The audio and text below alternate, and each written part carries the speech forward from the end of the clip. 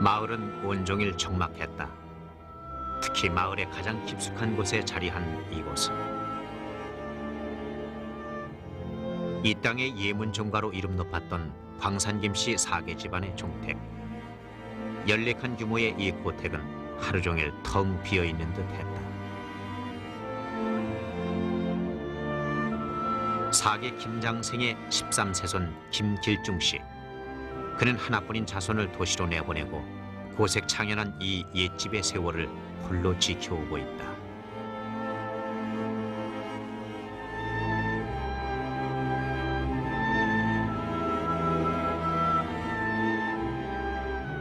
종택의 후원에는 사당이 있어 조상의 신위가 모셔져 있고, 그리고 그 뒤엔 가문의 오랜 뿌리가 있었다.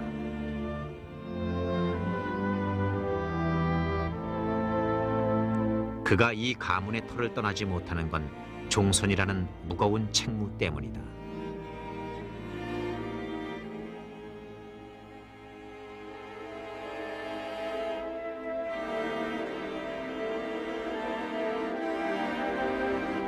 이 땅의 가장 대표적인 성, 본관만 무려 100여 개에 달하는 성. 김씨는 크게 두 갈래로 나뉘어진다. 신라의 시조 김알지 계통과 가락국의 시조 김수로 계통이 그것이다. 광산김씨는 신라 김알지 계통으로 1100년의 문중사를 이어온 사만갑족의 하나. 오늘날 5계파로 형성된 광산김씨, 즉 광김은 인구 100만을 헤아립니다.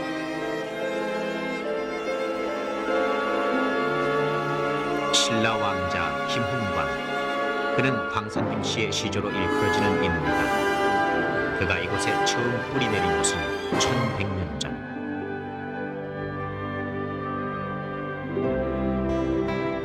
신라의 국군이 차츰 쇠약해지자 그는 신라의 왕궁을 떠나 이곳으로 은거한다. 광산현 제영시서에 따르면 그는 이곳에서 신분을 감춘 채 스스로 서인이 되어 살았다고 전한다. 당시 광산현 서일동은 무진주, 무주, 광부를 거쳐 지금은 단양이라 불리는 땅. 그 이름들을 두루 걸치며 광김은 이곳에 뿌리를 내려왔던 것이다.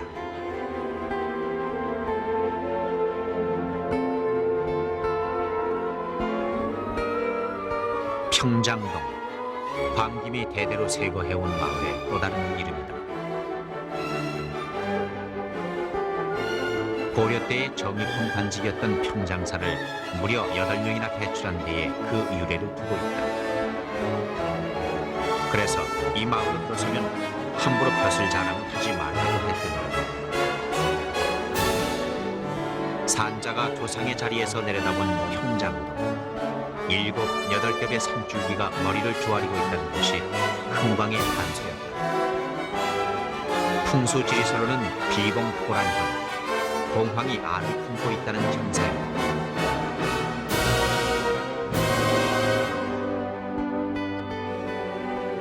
바로 그런 음덕 때문은 아닐까?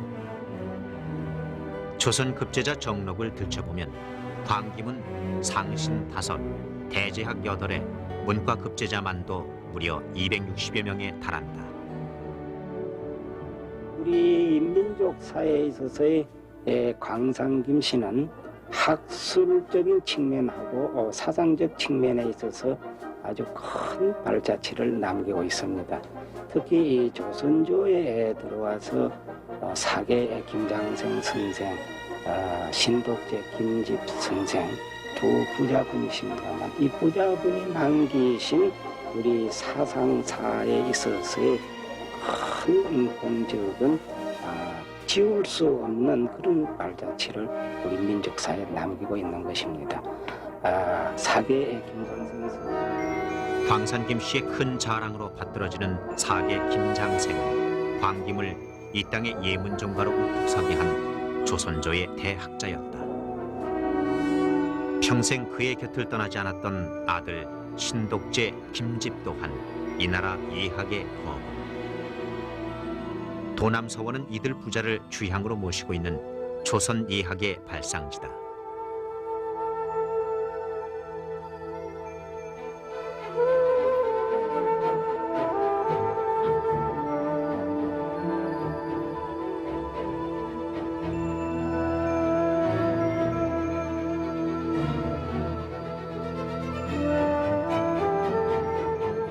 이 서원의 곳곳을 살피다 보면 금방 장편각에 진열된 묵향에 취하게 된다. 사계는 책을 읽으면서도 항상 붓을 곁에 두고 의심나는 것이 있으면 그때그때 적어두었으니 그것은 그대로 책이 됐다. 그렇게 전해지는 것이 오늘날 목각본으로 보존된 사계전서 51권.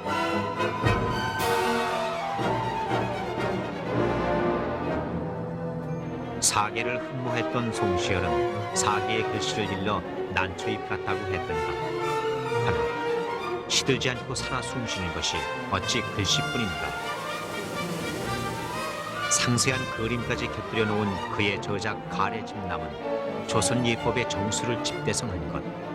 그 갈피갈피마다의 숨결이 더욱 생생하기만 하다.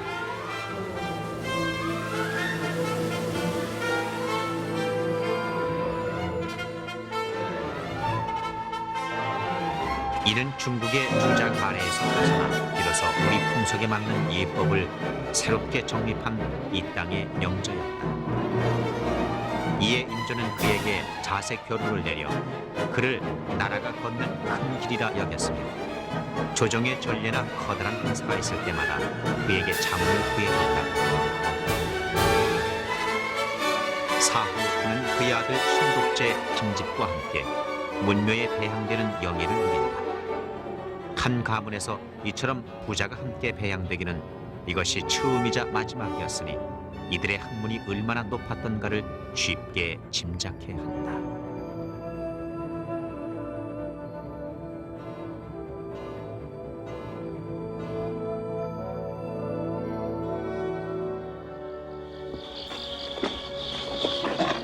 음력 8월 초이틀 사계의 기제사. 과연 그가 남긴 이 땅의 예법이란 어떤 것인가?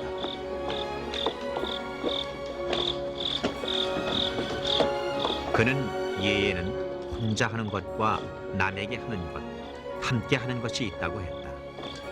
그리고 그것이 모두 조상에 대한 예라고 사계는 말했었다.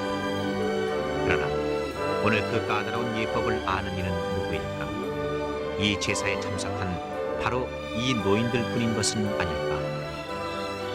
오늘을 사는 광김의 후손들은 흔히 자신을 사계의 몇 대손이라고 소개한다. 그런 식으로 말한다면 이들은 아마도 13, 14, 15대쯤이 될 것이다.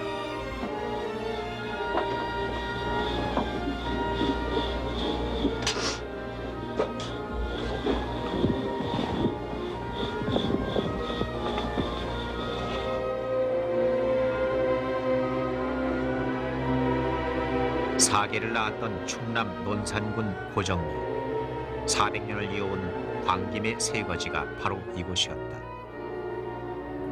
이 마을의 입향조는 김약채, 광산김 씨의 19대 손인 그는 사계에게는 8대조가 되는 할아버지다.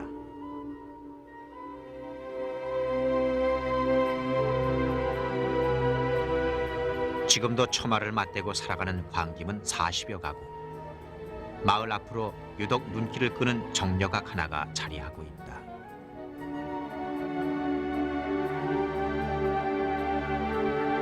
(400년) 묵었다는 고목과 함께 서 있는 이 정려는 정경부인 허씨를 기리는 연령문. 김약채의 맏며느리였던 그녀는 혼인한 뒤 얼마 되지 않아 남편을 잃고 홀로 유복자 철산을 낳으니 그때 나이 17이었다.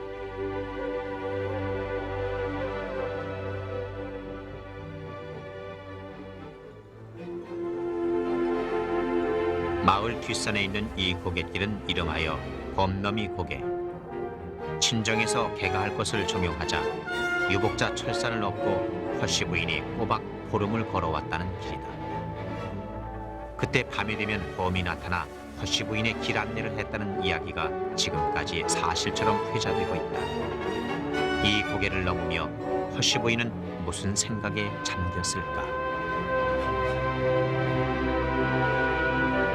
예전엔 마을로 통하는 유일했던 길, 숱한 광김의 발길로 다져졌을 이 고정리로부터 광김은 새로운 운종사를 펼치게 되는 것이다.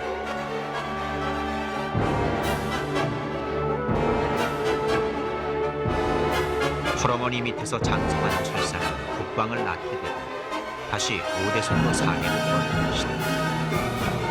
조선조 이학의 뿌리가 이렇듯 한 아녀자의 정절에서 싹텄다고 한다면 지나친 비약일까.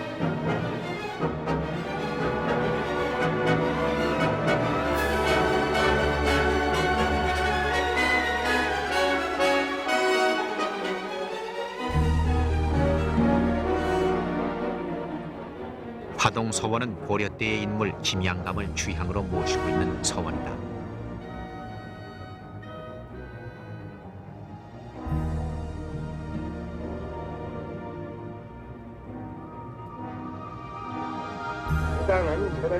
때마침 그의 후손들이 모여 화동 서원의 보수 공사를 의논하고 있었다.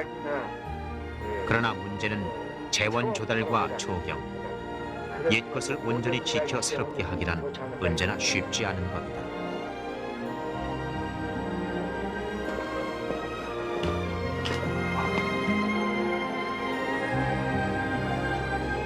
일찍이 황김에 예문종가의 씨앗을 뿌린 김양감은 고려 때의 명망 높은 유학자로서 집 뒤에 손수 공부자의 사당을 짓고 성현들을 자기 조상처럼 모시며 스스로를 경책했다는 선비 중의 선비. 이 땅에 처음으로 문묘 제도를 도입함으로써 예의 효시를 이루었던 것이다. 예는 곧 효요, 효는 곧 충이라 했다. 그러나 그렇지 못한 시절도 있었다.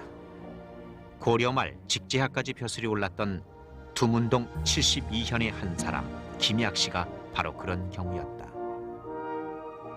숭의전사에 따르면 김약씨는 고려가 망하자 광주 금광리에 집거한다.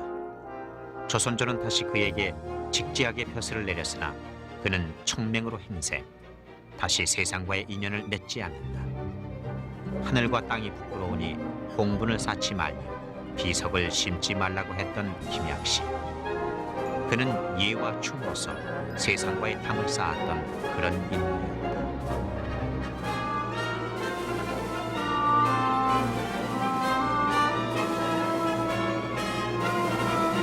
김약씨를 끝으로 광금의 인물은 조선조로 이어진다. 조선조에 들어와 광금의 문을 활짝 연 사람은 김국광, 바로 15인의 맞선자가 되는 사람. 그는 일찍이 과거에 급제하여 좌의정에 이르렀다. 그러나 그는 의정부를 혼자서 8개월 동안 맡았다 하여 아들의 이름에 부끄러울 유자를 지어놓고 아들을 부를 때마다 자신을 자책했었다고 한다. 이렇듯 겸허하고 지고한 선비정신이야말로 그때나 지금이나 세월을 뛰어넘는 명가의 엄연한 척도가 아니겠는가.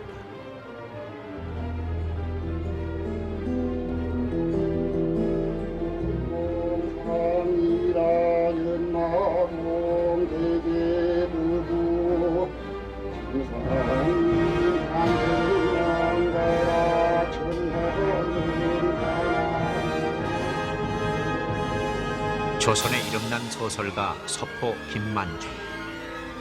오늘날 그의 구운몽과 사시남정기를 모르는 사람은 없다. 정시문과의 장군, 홍문관 배제하까지 지낸 그의 삶은 결코 평탄치 못했다. 사색당파의 싸움에 휘말려 거듭되던 유배 생활이 그의 인생 역정이었다. 그가 꿈꾼 이상세계를 그린 구운몽도 사실은 유배지에서 쓰여진 글이다.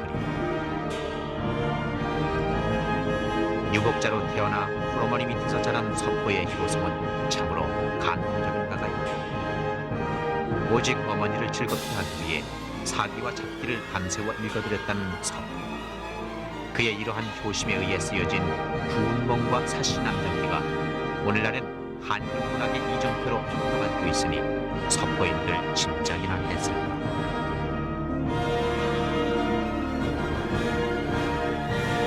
그의 효심과 문학의 혼을 일깨우듯 아침 안개가 스물거리고 있는 이 묘역에 그의 묘선은 있다. 지금 이곳엔 그의 아버지와 어머니를 비롯한 조부와 조부 그리고 조카들이 분단 이북에 있는 그를 기다리듯 언제까지나, 그리고 말없이 보인다.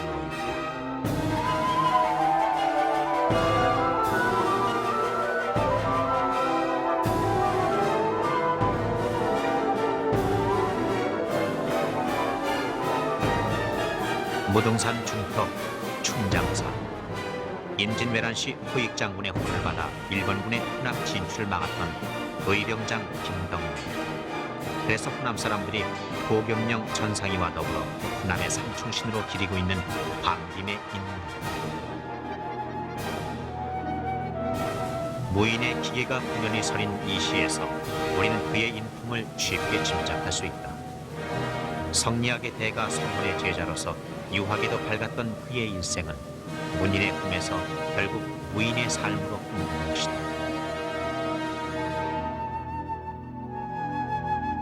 그를 따라 불꽃처럼 일어난 의병들은 무등산의 쇠붙이를 채광하여 직접 무기를 만들어 싸웠다고 한다.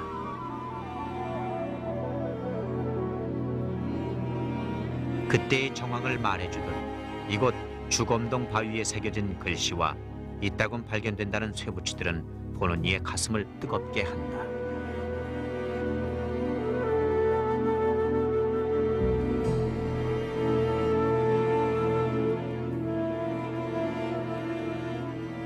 그러나 당시 만백성의 사표로 추앙받던 그가 탐관오리들의 모함으로 어이없이 29의 허무한 죽음을 당하고 말았으니 장부의 길을 호련히 걷고자 했던 그의 심회가 얼마나 쓰라렸을까.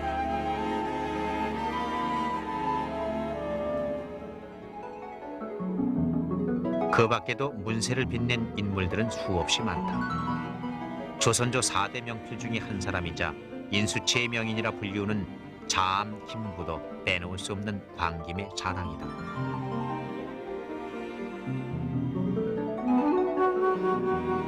그리고 사계 후손의 7대제학 중 홍문, 예문, 양반의 대제학을 지낸 김만기와 김익희도 조선조의 후기를 화려하게 빛냈던 문신들이다. 특히 김만기는 진규, 양택, 즉 아들, 손자까지 3대에 걸쳐 대제학을 이어갔을 뿐 아니라 딸을 세자빈으로 들여보냄으로써 광김의 위세를 한껏 드높였다.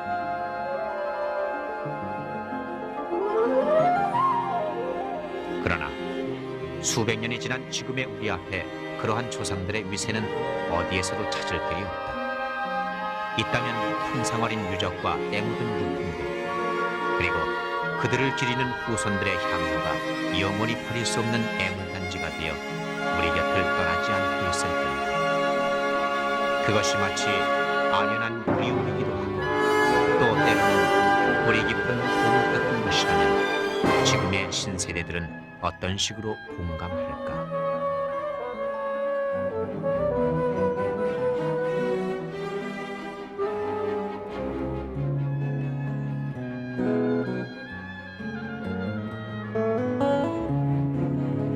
전라도, 경상도, 충청도, 광김의 집성촌은 전국 어디에든 다 있다. 그러나 오늘날 집성촌의 의미는 어디에서도 찾을 수 없었다. 도시로의 거센 물들이 갑자기 그리고 빠르게 수백 년의 전통을 웃게어버린 것이다.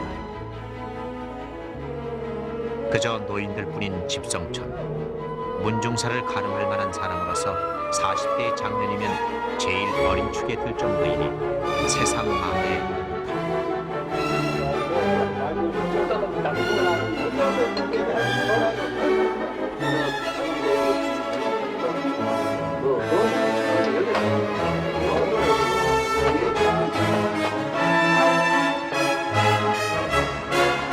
사당도 제실록 또는 뉴스록 마치 순리하듯 발길을 떼고 있는 이 노인들의 안타까움과 걱정은 어디를 가는 한물 같은 것입니다. 순조 사상의 고학교육의 전시, 유적지나 유물의 회수하는 계산기, 이러한 정작 말씀을 이어받을 것입니다. 그래서인지 선조의 채취를 꺼내 더듬는 노인들의 모습은 언등설한의 바람보다 더 쓸쓸하게 느껴진다. 살았으면야 가서 바다 파선에 사여 도정 가서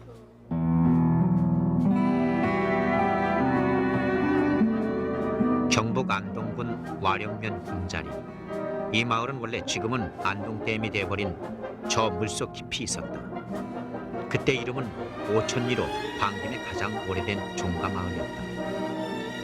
물속의 저 집집마다엔 조상들의 수많은 유물과 함께 당시의 생활 편린들이 천정 깊숙이 도사리고 있었다.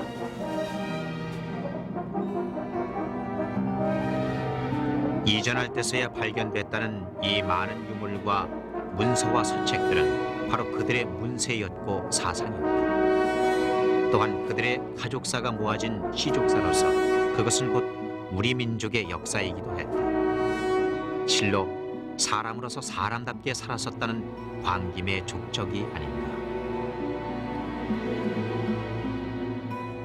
대대로 문장 고유를 배출함으로써 무비군자의 마을이라 칭송받았던 이 종가마을의 전성기는 조선조 때였다.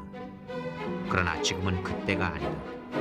더구나 이전으로 복원된 이 마을의 모습은 어딘가 모르게 민속촌 같기만 한데.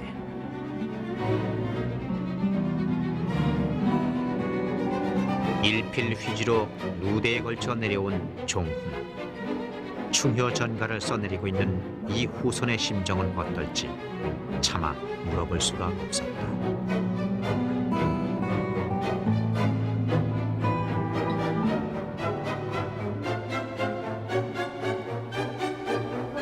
음력 10월 초하루, 광산 김씨의 시조공 흥광의 단원제. 평장봉은 이른 아침부터 장사지 자신의 근본과 이어지는 큰 행사이기 때문일 것이다.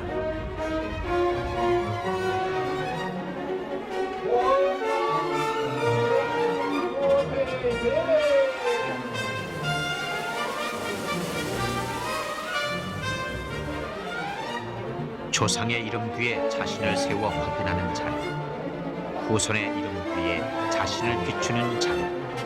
그래서 조상과 나와 후손을 하나로 이어가는 자리. 초혼일을 행하고 축관이 춘문을 읽어 추모하고 금양할 음식과 함께 정성을 다해 제일을 오늘날 각가지의 제례법이 등장해서도 그 근간을 이루어왔는 것은 광김의 시제사이다. 제관을 정히 갖추지 않으면 감히 참석조차 하지 못했다는 광김의 시제. 작년에는 이 열린 행사에 일본 학자들이 대거 참관했다고 합니다. 예문 종가인 광김의 제사를 모르고서는 한국의 전통 제례를 연구할 수 없다는 것이다. 그러나 그 예법은 오늘날에 있어 광김의 후손들마저도 지나치게 까다로워 지키기 힘든 예법일는지 모른다. 그리고 그것이 언제까지 지켜지고 이어질지 아무도 속단하기는 힘들 것이다. 오늘 평장동에서 만난 사람들은 바로 우리들의 모습이기도 했다. 조상이란 세월에 떠밀려 가는 것, 차츰 잊혀져 가는 것, 그리고 되살릴 수 없는 것. 그러나 그 즐기고 즐긴 자신의 뿌리만큼은 아무도 부인하지 못할 것이다. 예전엔 이런 질문도 흔했었다. 조금 할아버지는 누구시죠? 나 강태입니다. 전길이가 몇 대셨는지요? 한입을 대전입니다. 중간이 어디죠? 강선입니다. 광산 김씨의 가장 오래된 이 호적은 지금으로부터 700년 저쪽일 것이다. 도대체 이 호적은 누구를 위한 어떤 의미로 우리 곁에 있을 것인가?